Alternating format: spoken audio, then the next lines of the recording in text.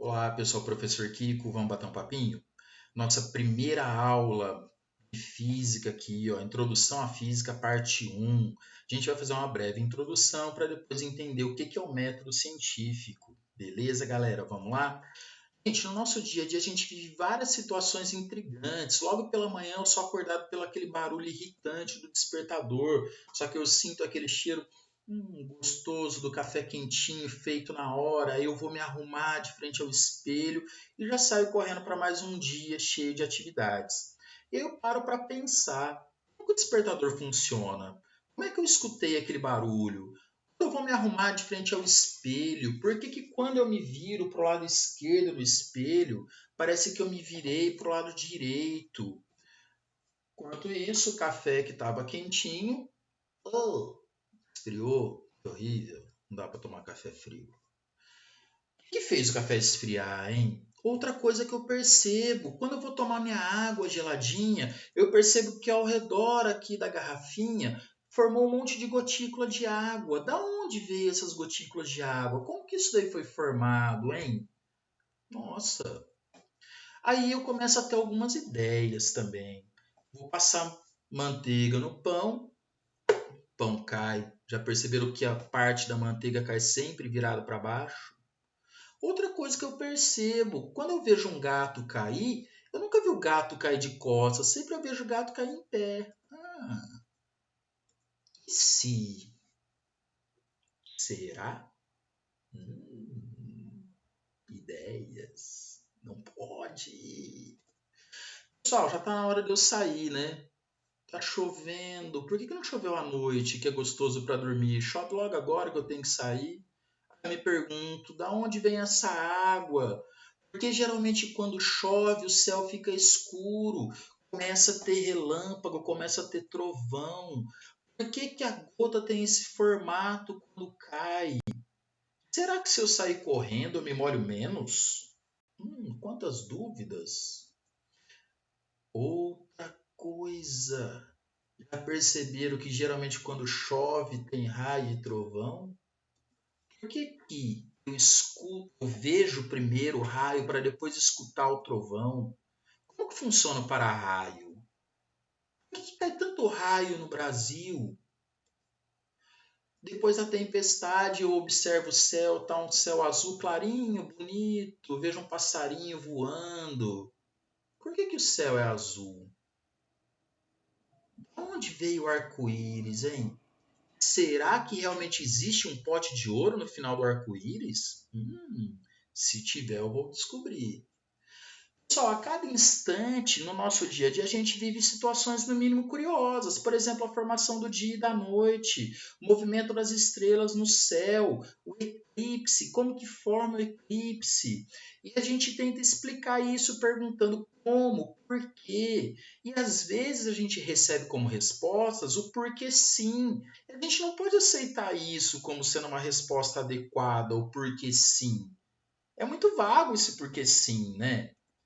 Aí as explicações adequadas vêm sendo procuradas desde que o homem surgiu na Terra, desde sempre, desde quando ele parou para observar o mundo ao seu redor. Como que forma o dia e a noite? O movimento dos astros ali no céu, formação da chuva, relâmpago, raio, trovão, queda de objetos, o fogo que serve para nos aquecer e também para preparar alimentos, o ímã que consegue atrair pedaços de ferro ali perto, as cores que a gente consegue enxergar diferente ali no arco-íris. Alguns povos acreditavam que isso daí eram manifestações de deuses, outros já pensavam que fosse bruxos ali, mágicos que criavam alguma magia para fazer, por exemplo, o sol sumir durante o dia. Só que na ciência, a gente não pode acreditar, a gente tem que provar, tá? Quando eu procurei lá no dicionário Aurélio eletrônico, o que, que é ciência? Olha o que, que ele escreveu ali, ó. Processo pelo qual o homem se relaciona com a natureza visando a dominação dela em seu próprio benefício. Então, vê que ciência é uma busca do ser humano em entender a natureza, o mundo que o cerca, para tentar deixar esse mundo o mais confortável possível para ele, certo?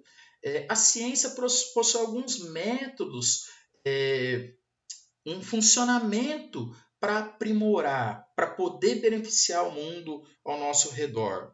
Uma frase bonita do Newton, ó, se fui capaz de ver mais longe é porque me apoiei nos ombros de gigantes. Isso daí, pessoal, ele estava querendo dizer que se ele conseguiu evoluir o conhecimento científico que se tinha na época dele, é porque ele pegou o que os antecessores a ele tinham estudado e conseguiu perceber o que estava de errado, o que tinha que mudar ali e o que estava de certo também para ele poder aproveitar. Tranquilo?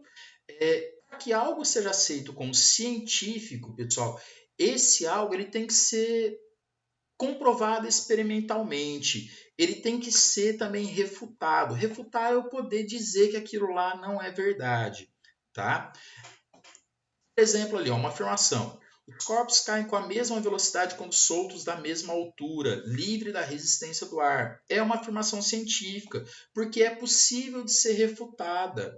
Eu vou lá no laboratório, começo a medir o tempo que demora para um objeto cair, calculo a velocidade que esse objeto chegou ao chão. Aí eu pego um outro objeto, deixo esse objeto cair da mesma altura, calculo o tempo e vejo qual é a velocidade que ele chegou ao chão. Então, vê que é possível eu falar se isso daí é verdade ou mentira. É possível eu refutar essa informação, certo? Agora, se eu pegar outra afirmação, ó, existe um ser invisível, indetectável, vindo do espaço, capaz de curar todos os males do mundo. Por que essa afirmação não é científica? Se ele é invisível, se ele é indetectável, como é que eu vou testar essa afirmação? Como é que eu vou refutar essa afirmação? Não tem como, então por isso que ela não é científica. Tranquilo, galera? Pessoal, todas as leis que a gente chega, os princípios, as teorias, eles são provisórios, eles valem durante um certo tempo e em determinadas condições. Eu gosto de usar como exemplo os modelos atômicos. Quando o homem começou a estudar ali, a construir o modelo de átomo, ele pensou que era uma esfera indivisível. Só que aí, conforme foi passando o tempo, ele foi aprimorando esse conhecimento e ele viu que o átomo não é uma esfera indivisível. A gente tem o conceito do átomo atual, que é bem diferente do que começou lá atrás, certo? Quando eu penso lá na mecânica newtoniana, ela consegue explicar fenômenos até um certo ponto. Quando eu chego, por exemplo, ali próximo a um buraco negro, a mecânica newtoniana já não consegue explicar o que acontece próximo a esse buraco negro. Eu preciso de uma outra física, eu preciso de um outro conhecimento científico, que é a teoria da relatividade, certo? Então, vê que ela vale, a mecânica newtoniana vale até uma determinada condição. Tranquilo? Pessoal, na ciência as palavras têm um peso, elas têm que ser escritas de uma forma que não permita dupla interpretação.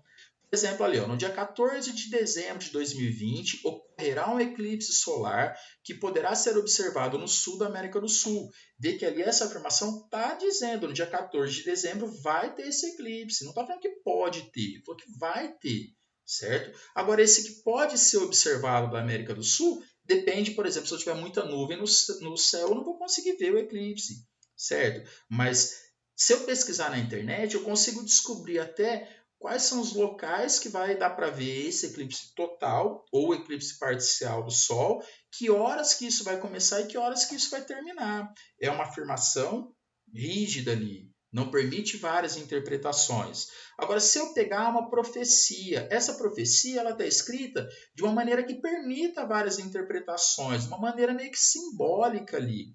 Por exemplo, ali, ó, por horóscopo de hoje, que é dia 27 de abril de 2020, para o signo de Áries. Cuidados com a casa e a família criarão um ambiente gostoso para enfrentar os desafios da semana com maior tranquilidade. Se bater saudade de alguém especial, envie uma mensagem, confira a relação.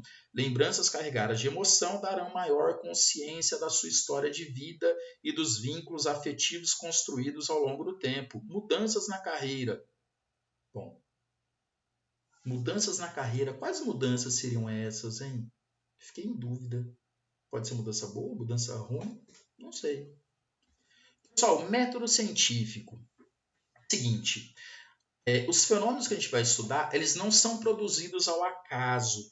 nesses fenômenos vai existir uma relação de interdependência entre algumas grandezas, entre algumas variáveis.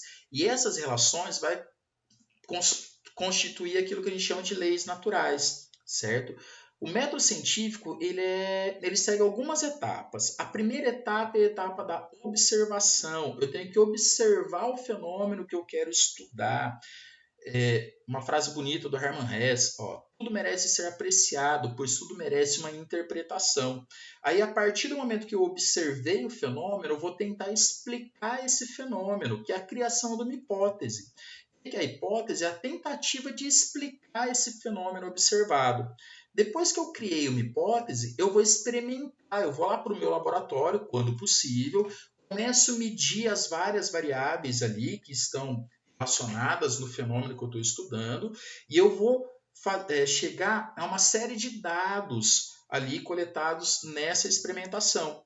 A partir dessa coleta de dados, eu vou interpretar o fenômeno. Essa interpretação do fenômeno vai fazer com que eu consiga tirar algumas conclusões a partir dos resultados obtidos lá na experimentação. E eu vou conseguir estabelecer algumas leis experimentais. Por exemplo, lá, ó, a lei da gravitação universal de Newton. Essa formulinha que aparece, F igual Gzão, M1 vezes M2 dividido por D quadrado. Essa lei da gravitação universal, pessoal, é o que permite que a gente explique o movimento dos planetas ao redor do Sol, ou eu consigo explicar o movimento de queda de um objeto a partir dessa lei da gravitação universal. Observa que ela foi escrita em uma linguagem matemática. Geralmente na física a gente vai usar a linguagem matemática para expressar uma lei. Tranquilo? Pessoal, depois que eu fui lá e interpretei, eu vou tentar generalizar. Essa generalização é explicar uma série de fenômenos que estão relacionados entre si. Por exemplo, a teoria cinética dos gases. Ela consegue explicar as transformações gasosas até o funcionamento básico de uma máquina térmica, que é um carro, por exemplo, um motor a combustão, certo? Depois que a gente fez isso, a gente cria um modelo científico. Esse modelo científico ele tem que ajudar a visualizar, entender melhor os fenômenos que eu estou estudando. Ele tem que conseguir prever o que vai acontecer. Por exemplo, lá usando a teoria da gravitação universal do Newton, a gente consegue prever quando que vai acontecer o próximo eclipse solar, onde que vai poder ser observado esse eclipse solar. Tranquilo? E depois a gente aplica a tecnologia. Essa aplicação à tecnologia, pessoal, é construir algum equipamento que vai deixar a minha vida o mais confortável possível. Por exemplo, a partir da termodinâmica, a partir do conhecimento da teoria cinética dos gases, a gente consegue construir um aparelho de ar-condicionado que permite controlar a temperatura do ambiente que eu estou e deixa a minha vida mais confortável. Tranquilo? Eu crio, então, novos dispositivos também que permitem eu visualizar novos fenômenos. Por exemplo, lá o microscópio. A partir do estudo da ótica, é possível construir uma tecnologia, que é o microscópio, e com o microscópio a gente consegue observar fenômenos que não eram observados até então. E aí eu crio novas hipóteses, faço novos experimentos para conseguir chegar às novas conclusões. Tranquilinho, galera? Beleza? Galera, então é mais ou menos assim que a física funciona, tá? Essa primeira aula é justamente para vocês não perderem a curiosidade, continuem curiosos, continuem perguntando como, por quê, beleza? Tchau, tchau, pessoal. Obrigadão.